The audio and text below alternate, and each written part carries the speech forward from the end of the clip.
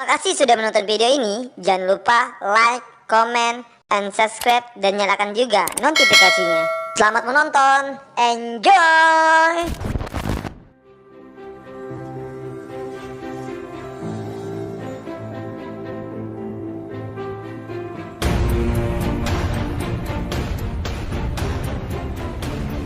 Sebuah paradigma baru untuk KNPI di Kota Banjarmasin. Artinya KNPI Banjarmasin tidak lagi sekedar hanya sebuah organisasi, tapi menjadi sebuah wadah tempat berkumpulnya titik temu seorang pemuda-pemuda yang ada di Indonesia ini yang terkumpul dalam KNPI, berkonsolidasi, berkumpul, tidak dalam rangka mencari sebuah perbedaan, tidak dalam rangka mencari hal pembeda di antara kita, tapi dalam rangka mencari hal yang sama dalam satu titik semu sebagai pemuda Indonesia yang akan jadi pemimpin masa depan.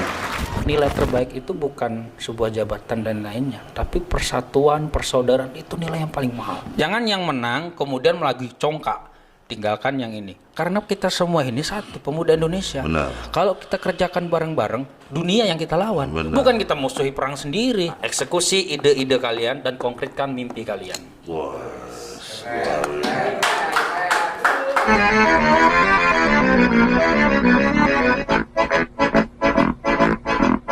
Channel Gana. Assalamualaikum warahmatullahi wabarakatuh. Ketemu lagi kita di channel Gana. Gana Benar. Gitu. Ya kan? Hari ini saya kembali kedatangan tamu istimewa. Ini istimewanya ini benar-benar istimewa sehingga telurnya aja sampai 5. Ya kan, kalau martabak telurnya sampai 5 gitu. Kenapa bisa istimewa? Satu, beliau ini salah satu tokoh pemuda di Kalimantan Selatan, Star Rising yang sedang bersinar ini kan. Ya, siapa dia? Ada Bang Imam. Halo. Bang Imam, selamat datang Bang Imam. Selamat datang, terima kasih Bang. Undangannya.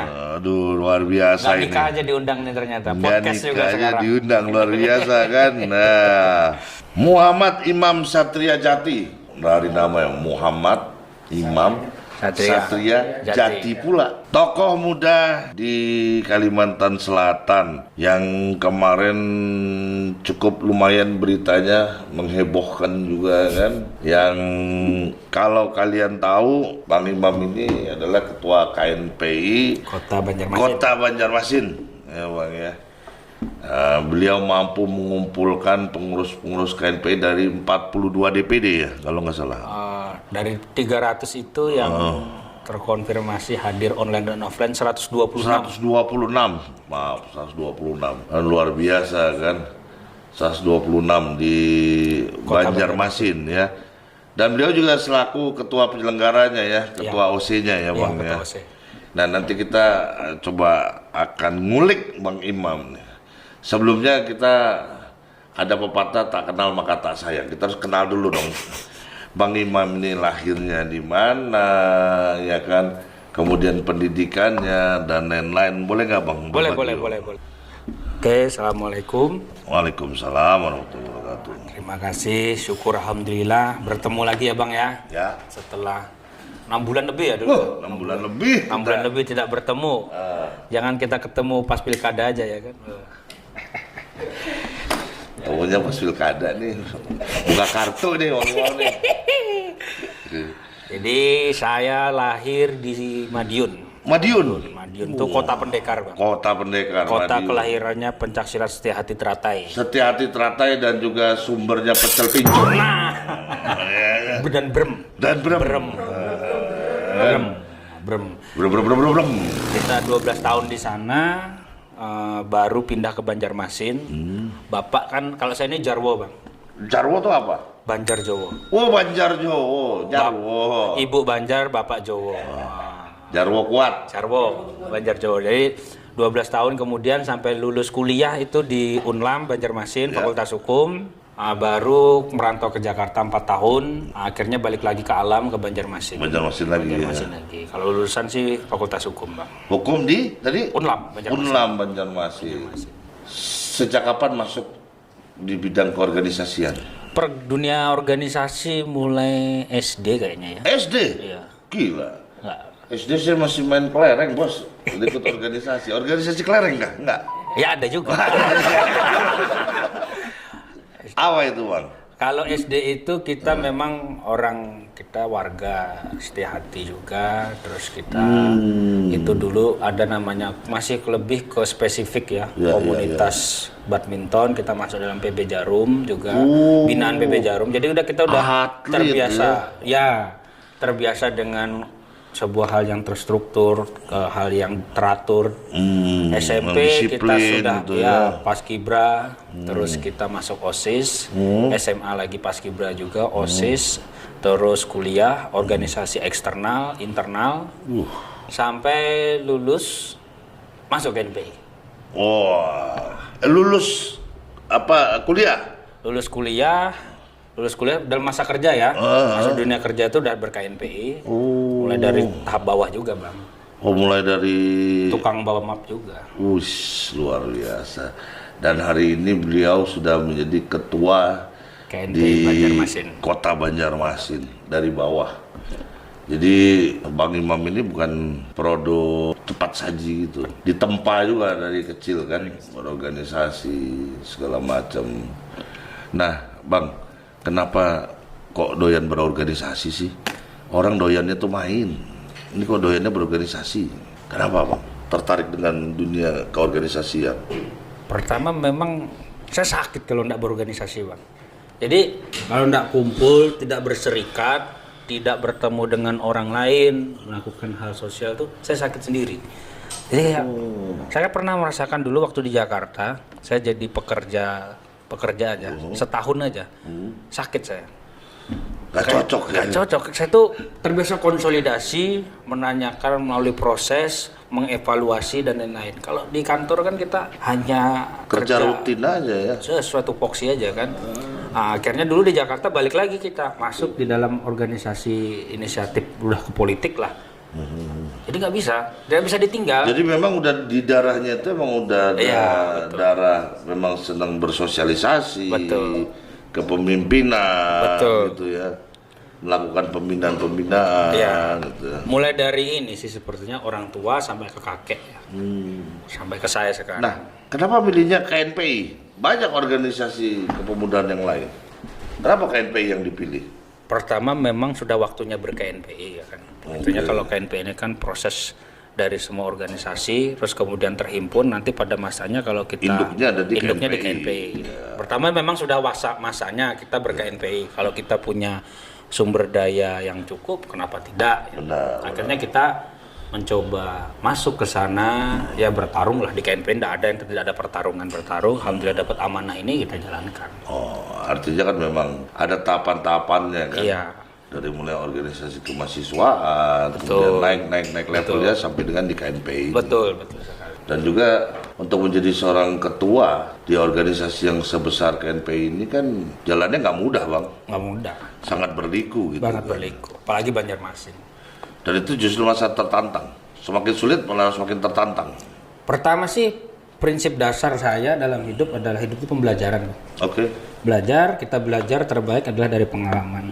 Nah, dari pengalaman-pengalaman itu kemudian kita merasa saya layak kok. Kita jual aja diri kita. Kita jual dengan intelektualitas kita jual dengan prestasi apa yang kita punya, kita jual konsep pemikiran karena saya masih anak muda. Dan mau terjun ke pemudaan, modalnya dua, ide dan semangat. Jadi saya harus melakukan eksekusi antara ide saya dan semangat saya agar saya dapat dikatakan anak muda. Karena anak muda itu bukan umur. Umur itu kan fase biologis saja. Umur itu kan hanya bilangan. Umur itu kan hanya angka. Ya kan. Nah, Bang, ada apa dengan Silatnas kemarin? Kenapa harus diselenggarakan Silatnas kemarin? Ini harus merokok. Wah, ini agak mendalam kita. Karena ini rokok KNPI ya. Ganalis. Jadi biasanya kalau kita tanya begini merokok, ini ada sesuatu jawaban yang sangat berat. Iya kan? Enggak Bang, saya merokok karena Abang rokok. Daripada jadi proaktif, kita Betul. lebih jadi proaktif. Lebih kita proaktif. Silatnas. Jadi Silatnas ini pertama kali terselenggara di Bogor 2018. Oke. Itu saya belum jadi ketua, Bang. Saya jadi ketua kan baru 2019. Setelah itu saya terpilih 2019. KNPI itu kan fase sebelum saya, banyak yang bilang kurang aktif. Ya. Lalu saya harus membawa sebuah paradigma baru tentang organisasi. Aktiflah KNPI sebagai organisasi yang hidup, mampu menghimpun dan lain-lainnya. Tapi saya sebagai ketua KNPI Banjarmasin butuh legacy, peninggalan, agar itu bisa menjadi sebuah sejarah peradaban. Banjarmasin itu menjadi tempat titik pertemuan pemuda-pemudi se-Indonesia. Dan itu satu kebanggaan dong Ya. untuk wilayah kan? Ya, dan itu belum pernah terjadi. Belum pernah terjadi. Belum pernah terjadi. Ini sejarah yang baru. Ya, sejarah dan baru. Nah, ini dari perspektif Banjarmasin ya. Kita harus membuat sebuah agenda nasional, tempat bertemu, meskipun kita tahu akan banyak pertentangan dan tekanan dari semi politiknya. Oke, ya dong. Kita lawan lah itu ya kan. Nah, itu dari perspektif kita. Sehingga waktu terlaksana bangga banyak, Bang. Bukan hanya saya sebagai orang organisasi KNPI-nya, kepala daerah, tokoh daerah itu bangga. Oh, Bang. jelas dong. Menyambut Masyarakat tamu-tamu itu undang. Oh, luar biasa. Jadi Banjarmasin itu bukan kota 1000 sungai, bukan kota terapung dikenal. Dalam sejarah tercatat berani mengumpulkan orang-orang yang kita anggap kan KNPI ini politik banget lah. Ya. Hampir semua Syarat itu dengan politik. ya berani mengumpulkan itu kan pasti tekanannya apa yang dirasakan. Nah, itulah yang dari perspektif kami di Banjarmasin ingin membangun sebuah peradaban nilai bahwa Banjarmasin itu tidak hanya pengikut, tapi kita ingin menjadi sebuah lokomotif awal bicara tentang pemersatuan pemuda se-Indonesia. Waduh. Luar biasa. Jadi KNPI itu bukan hanya sekedar alat gerak kepemudaan yang aktif pemberdayaan, wirausaha, tapi KNPI adalah alat pemersatu pemuda Indonesia. Itulah yang ingin kita sampaikan. Nih, KNPI Banjarmasin mau menyampaikan ini. Ada satu pesan yang jelas dari KNPI Banjarmasin, yaitu bahwa persatuan itu adalah harga mati untuk modal kita sebagai suatu bangsa. Betul. Kan gitu kan. Betul. Dan itu sudah bukan hanya dicita-citakan, tapi itu sudah direalisasikan oleh seorang pemuda yang bernama Muhammad Imam Sakti Jati. Luar biasa. Satrianya jangan lupa. Hanya seorang satria yang bisa mengumpulkan orang-orang. Bang, pertentangan terkeras apa yang terjadi pada saat melaksanakan Silatnas ini? Pertama adalah DPP. Kenapa kok? Harusnya kan seneng dong. Ya. DPP karena jajaran di bawahnya itu melakukan satu agenda yang besar. Salah satu ketum aja sih sebenarnya. Dari tiga ketum ya. 3 ketum DPP yang mungkin kan terbelah kan. Abang tahu sendiri KNPI sekarang terbelah. Semua sih oke, hanya satu karena dia minta KNPI harus menghadirkan dia sebagai ketua umum. Saya bilang tidak bisa. Kenapa nggak bisa, Bang? Karena kabupaten kota itu, Bang, se-Indonesia itu udah terbelah. Ada yang ke DPP sini, ada yang DPP B, DPP C. Harusnya kan dengan adanya Silatnas ini kan siapa tahu bisa menjadi wadah pemersatu dari semua ketua-ketua ini dong, Bang. Kalau sekarang kondisinya secara sosiologis kayaknya nggak bisa diundang. Masih belum memungkinkan, bukan nggak bisa ya, Ya, masih belum lah saat ini ya. Sekarang kalau dikumpulkan satu tempat, karena itu harus dengan langkah keorganisasian lainnya, forum yang lain. Nah, sebenarnya Silatnas ini secara filosofis lahir karena udah kejenuhan para ketua kabupaten kota se-Indonesia ini sebagai Terhadap? terpecah belahnya KNPI. Oke. Terpecahnya ada di seluruh wilayah atau di level tertentu, Bang? Berawal dari pusat, Oke. merembet ke provinsi, bahkan ada kabupaten kota yang 4 KNPI-nya tuh 4 di kota Medan ya. Itu ada 4 KNPI-nya. Waduh. Kasihan anak mudanya. Sayang dong. Sayang, KNPI kan namanya besar. Sebuah organisasi yang maha besar di Indonesia harus terbelah begitu kan, Terbelah. sayang. Iya, makanya kalau kita konflik pusat selesaikan di pusat dan merembet ke daerah. Sehingga kita itu berbicara di sini. Sebenarnya kan gampang untuk mempersatukan. Kita cari titik persamaan di Ya, antara saya, benar. kalian, kamu semua dan Jangan mereka. nyari yang Jangan nyari perbedaan pembeda, lah. jangan cari pembeda. Masih banyak perbedaan. Masih banyak. Kalau nyari pembedaan, kita dapat perbedaan. Tapi kalau kita mencari persamaan, cari titik satu titik temunya, kita tarik, yuk kita bersatu ke sini. Makanya saya bilang, harga terbesar itu, nilai terbaik itu bukan sebuah jabatan dan lainnya, tapi persatuan, persaudaraan itu nilai yang paling mahal. Ya benar, karena kalau kita lihat sebetulnya kan filosofinya dari sebuah organisasi itu kan ini adalah sebuah ajang untuk menjalin silaturahmi. Betul. Kenapa jadi justru udah berorganisasi malah terpecah-pecah? Nah, ya memang risiko sebagai organisasi politik sih Bang. Iya, pertama sih kalau menurut saya ada ego, kekuasaan yang bahwa ingin dia diakui sebagai penguasa tunggal. Kalau dia jadi ketua udah penguasa dong. Iya, cuman sebenarnya keorganisasian ini ada nilai yang kan begini Bang, ada kepentingan pribadi harus kita kesampingkan demi kepentingan organisasi. Betul. Ada kepentingan organisasi atau partai bisa kita kesampingkan demi kepentingan bangsa dan bernegara. Yang lebih besar lagi. Hari ini kita harus mencari titik temu tentang kepentingan bangsa dan bernegara. Benar. Makanya kita harus bersatu nih, kita lepas dulu organisasi A, kubu B demi persatuan Indonesia. Benar. Ini benar banget. Jadi bahasa sederhananya itu adalah kalau bisa bersatu kenapa harus terpecah belah? Dan juga sayangnya KNP ini sekali lagi ini organisasi yang besar di Indonesia. Kalau sampai terpecah, kasihan pemuda-pemuda di Indonesia. Betul. Banyak organisasi-organisasi kemudaan yang berada di bawah naungannya KNPI. 120 Bang. Nah kalau atasnya sudah terpecah belah, kasihan yang di bawah. Benar. Mau kemana ya mereka kan? Ayo dong, pembesar-pembesar KNPI. Jadi kami rakyat ini menunggu justru prestasi apa yang akan dibuat lagi, apa yang bisa dikerjakan untuk masyarakat kita, apa yang bisa dilakukan untuk Indonesia, daripada hanya sekedar masuk dalam pergulatan untuk perpecahan. Apa yang sudah dilakukan oleh Bang Imam ini harusnya bisa segera ditindaklanjuti dengan mulailah konsolidasi, menyatukan, mulai kembali bersatu kan, harusnya gitu. Karena mungkin nggak ada alasan yang urgent banget untuk berpecah belah kan? Iya, nggak ada. Nggak ada kan, selain lepas baju ego kita dong. Apalagi menggunakan KNPI untuk menjatuhkan orang lain, untuk maksudnya menyerang orang lain. Jangan, KNPI itu lebih besar daripada itu namanya. Jadi kerdil dong, kalau akhirnya larinya ke person gitu. Mungkin abang sudah tahu lah oknum-oknumnya beberapa yang melakukan hal itu. Saya sakit hati bang, kecewa. Kita membesarkan, merepresentasikan seluruh KNPI jadinya, Indonesia kan? Jadinya. Karena beliau kan termasuk pembesarnya KNPI. Kan? Itulah yang kita sakit hati gitu kan. Kita di daerah ini punya kedewasaan dalam berorganisasi.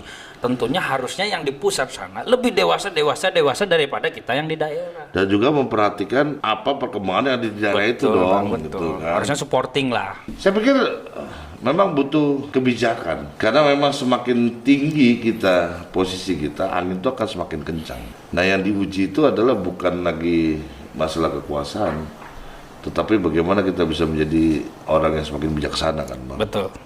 Bang, ada 3 pertanyaan nih Bang. Siap. Yang harus dijawab dengan cepat. Wah, ini. Challenge-nya. Siap. Jadi tanpa harus berpikir gitu kan. Harus alam bawah sadar yang jawab. Harus alam bawah sadar. Alam bawah sadar ini. Ya, kan? Alam bawah sadar. Oke. Yang pertama Bang. Biru atau hitam? Biru. Wah, warnanya kesenangan dong ya kan. Ormas atau partai? Partai. Partai. Oke. Yang terakhir nih Bang. Ketua DPD apa pusat? Pusat. Asik. Jelas sudah arahnya. Kepancing lagi. Boleh dong. Alam bawah sadar. Oh ya. Artinya apa bang? Kita mau ngakui diri kita ini mampu bersaing di sana. Loh, dan itu halal, itu sah gitu kan. Itu sah gitu. Kenapa? Karena orang bergerak dia kan harus terus step by step naik. Kalau turun ya kemunduran namanya. No. Dan kita berharap satu saat nanti Bang Imam akan bisa duduk di pusat ya kan. Dan dengan itu tentunya tuh di sini ada telepon masuk begitu. Kalau lagi on air segala gitu ya Bang. Kekeluargaan. Wah ini kekeluargaan ini namanya rumah rakyat yang begini ya kan. BG luar biasa Pak BG. BG kita. BG Bang Ganal. Bang Ganal.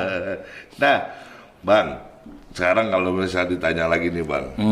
Kalau satu saat Abang nanti dipercaya untuk menjadi ketua umum KNPI, Bang. Ketumnya nih se-Indonesia nih Bang. Apa yang akan Abang lakukan untuk mengakhiri perpecahan-perpecahan ini Bang? Yang pertama adalah salah satu penguatan keorganisasian secara internal. Artinya membangun kesadaran, konsolidasi bahwa kita harus bersatu. Karena semua itu harus dimulai dengan niat daripada para pengurus KNPI, para orang-orang yang dalam circle KNPI, baik alumninya, senior-seniornya dan OKP. Itu keinginan kita untuk bersatu. Oke. Baru bicara mekanisme. Kalau kita bicara mekanisme duluan dan lain-lain susah. Tapi ini dulu niat dulu, semua diawali dengan niat. Karena saya percaya begini Bang, meskipun banyak kepentingan dan apapun, tapi kalau niat diawali dengan niat, itu kan kokoh Bang, tujuan akan tercapai. Jadi niatnya dulu lah semua nih. Mau niat Pak bersatu, niat ya, kita harus samakan dulu. Frekuensinya mau bersatu enggak atau dulu. enggak? Kalau enggak ya kita ke depan sampai begini aja. Yes, benar. Karena kita bisa melihat kok, memang kalau dulu zaman ketua umum DPP-nya Pak Tovan, kan, itu dia punya sumber daya yang kuat ya Bang ya, sehingga orang tidak berani membelah. Nah, dia menang itu Pak Bakri kan, orang kuat, siapa yang takut itu loh, dia yang pegang Karang Taruna, dia pegang KNPI. Tapi sekarang kita artinya di masa yang berbeda ini, meskipun tidak ada tangan besi, tapi kita bersatu atas kejenuhan dan lain-lain, ya titik persamaannya. Setelah itu baru kita bicara mekanisme. Bicara mekanisme, apa langkah keorganisasian, apakah nanti mau kongres bersama dan lain-lain. Dan kedua di sini, kita harus meletakkan satu sisi. Jabatan bukanlah segala-galanya untuk hidup kita, tapi segala-galanya adalah persatuan. Siapapun yang terpilih nanti atas mekanisme tersebut silahkan, tapi kita harus menghormati hasil itu. Oh iya dong. Kalah menang udah kelar, tapi persatuan. Kalah menang tuh biasa. Jangan nanti bikin kongres lanjutan lagi, bikin lagi lanjutan lagi. Nggak selesai Pak. Ya kan, habis waktu kita untuk itu. Kita harus belajar dari kesalahan kemarin. Benar. Ada yang begini lanjutan. Nah ini harus ada komitmen bersama. Satu, ini kongres tidak ada terpecah belah. Kalau ada yang mau mencoba-coba cawe-cawe, kita berantas sama-sama. Selesai. Nah, itu keren, komitmen. Itu keren, komitmen dulu. Menang kalah clear. Menang jalan didukung dengan komitmen. Kalau kalah ya harus berkomit, siap kalah. Gitu. Kalah dan mendukung Dan kegiatan mendukung. dan semua merangkul gitu. Benar. Jangan yang menang kemudian lagi congkak, tinggalkan yang ini. Karena kita semua ini satu, pemuda Indonesia. Benar. Kalau kita kerjakan bareng-bareng, dunia yang kita lawan. Benar. Bukan kita musuhi perang sendiri. Hari ini kan kita berantem diri sendiri, organisasi satu sama lain. Benar. Nggak ada selesainya. Nggak habis-habis. Nggak bisa kita ngelawan era disrupsi yang sekarang, ngelawan globalisasi. Itu musuh kita. Kemiskinan dan lain-lain, ketidakadilan, itu musuh kita. Benar. Bukan justru teman seorganisasi kita yang menjadi musuh. Bang, saya kalau saya hitung ini udah nggak terhitung ya ketua-ketua KNPI ini ya, dari zaman mulai berdiri sampai sekarang ya. Tapi saya merasakan tuh ada bedanya maksud gini. Dulu ketua-ketua KNPI dulu itu seluruh Indonesia tahu namanya dia, Ya, kenal, ya kan. Sekarang ini agak kurang gitu. Betul. Malah justru orang lebih kenal ketua Abu Jandar. HMI, malah iya. lebih dikenal gitu kan. Terus ketua apalagi PMII, GMI malah justru lebih dikenal. Iya, benar. Nah, ambil contoh gini. Siapa yang nggak kenal dulu dengan yang namanya Aulia Rahman? Betul. Ya kan? Bukan kebetulan saya kenal dekat sama dia gitu Iya. kan, tapi dulu begitu kuatnya image seorang ketua KNPI, begitu kuat pengaruhnya dia. Apakah merasa ada penurunan gitu, kualitas atau gimana? Atau karena memang suasananya udah beda dibanding yang dulu di zaman Orde Baru gitu kan? Ataukah memang sistem rekrutmennya ini atau pembinaannya agak berkurang?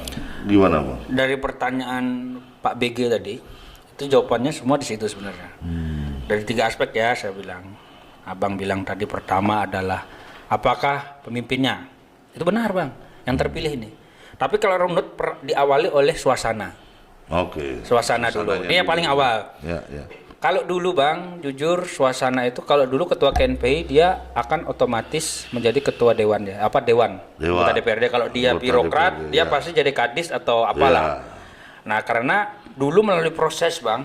Nah, ini balik ke proses juga jawabannya. Dulu itu tidak sembarang orang bisa jadi. Iya Meskipun dia anak kepala daerah, anak kepala tokoh, tapi ada bakat kepemimpinan yang turun, yang diberikan sehingga leadership sudah muncul di situ. Dia tidak modalnya sudah ada, modal kepemimpinan ada dan dulu itu tidak uang atau yang lain-lainnya itu tidak menjadi indikator ya.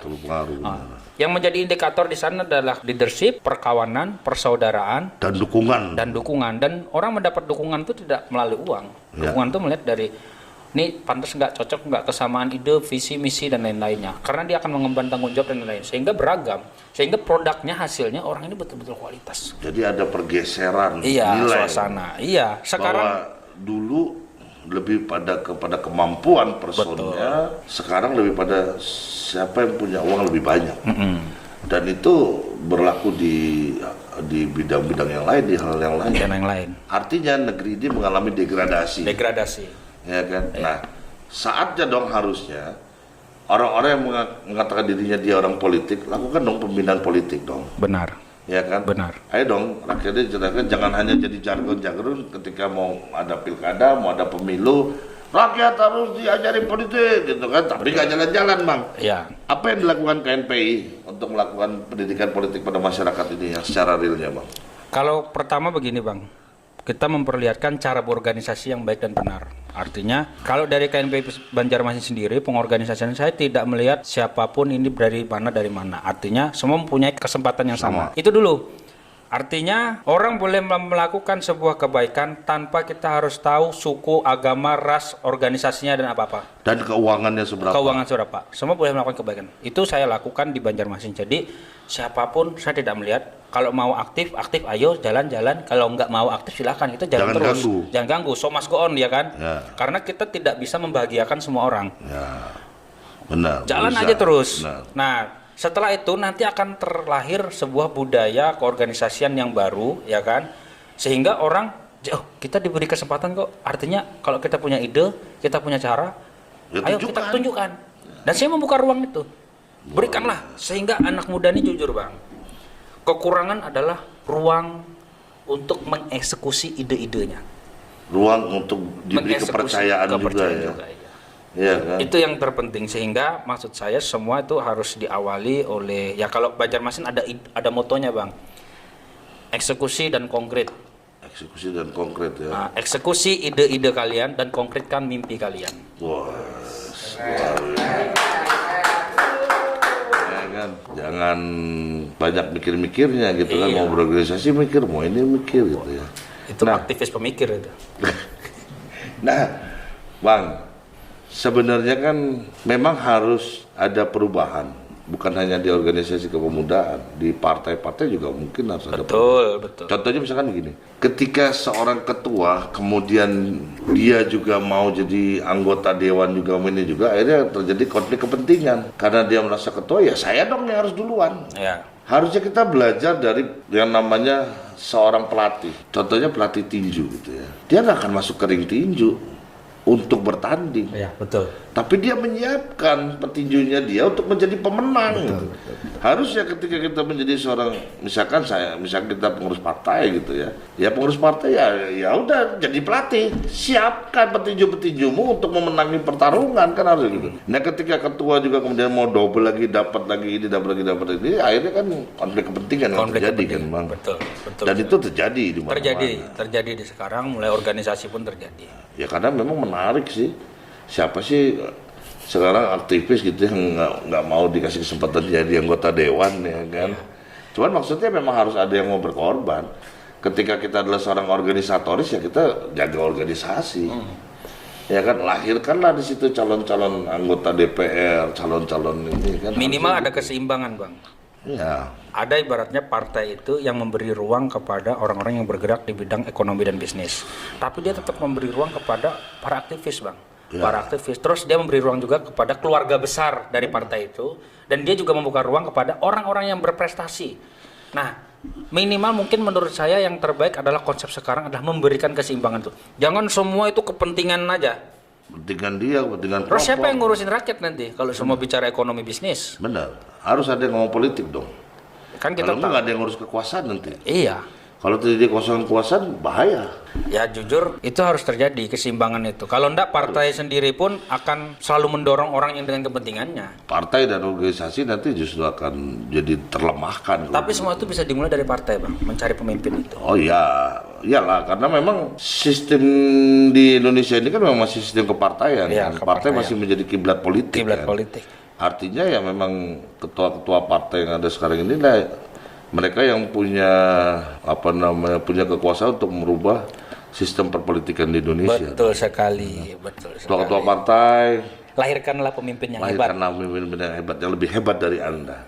Jangan sekedar penguasa. Nah, dan itu semua kuncinya persatuan. Bang, kalau ada yang mau disampaikan untuk anak-anak muda di Banjarmasin, Bang.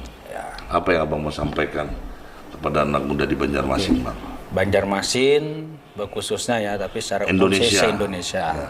Karena kan kita satu sisi apa yang di Banjarmasin itu bisa dijadikan contoh untuk se-Indonesia. Dan artinya pertama adalah kita mengenal identitas kita sendiri. Identitas kita sebagai manusia yang plural, bangsa yang plural dan beragam ini artinya kita tidak bisa hidup dengan diri sendiri.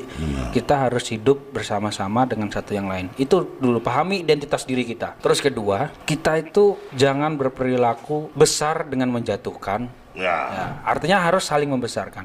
Kita harus besar dengan membesarkan satu orang lain. Membesarkan. Karena itu adalah konsep untuk menjadi bangsa yang besar. Benar. Kita menjadi besar bukan dengan kita mengecilkan orang lain. Jangan. Iya kan? Jangan. Luar biasa. Nah, Ganalis, kita bukan seorang pemimpin besar kalau kita tidak memberikan legasi. Kalau kita tidak meninggalkan sesuatu yang berarti untuk negeri ini. Soeharto meninggalkan legasinya melalui trilogi pembangunannya. Soekarno meninggalkan legasinya dengan Trisaktinya. Pak Jokowi meninggalkan legasinya dengan revolusi mentalnya dia. Tetapi itu semua dengan satu syarat modal utama, yaitu persatuan. Bung Karno pernah berkata, "Samenbundeling van alle revolutionaire krachten." Modal dari kita merdeka adalah persatuan.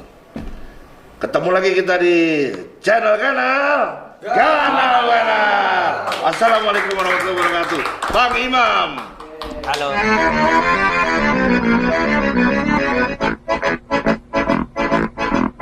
Channel Kanal.